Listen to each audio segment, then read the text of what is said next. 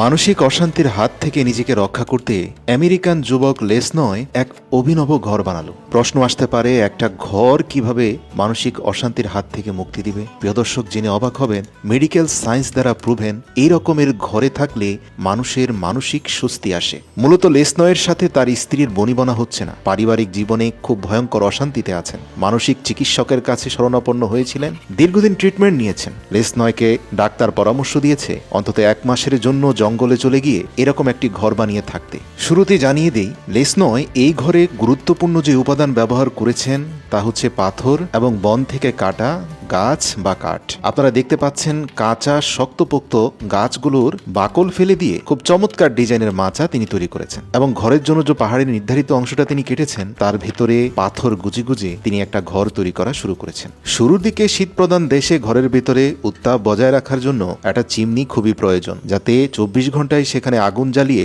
উত্তাপের সৃষ্টি করা যায়। এই ঘরের অন্যতম বৈশিষ্ট্য হচ্ছে এর দেয়াল থেকে শুরু করে ফ্লোর সবকিছুই হবে পাথরে। উপরের চালটা কাঠ এবং কিছুটা পাথরের সংযুক্তিও সেখানে থাকবে, আর থাকবে মাটি, অর্থাৎ পাথর এবং মাটি এই ঘরের মূল বৈশিষ্ট্য। আপনারা পুরো ঘরের প্রক্রিয়াটা দেখতে থাকুন, আর আমি আপনাদেরকে জানাচ্ছি পাথরের ঘরটা আসলে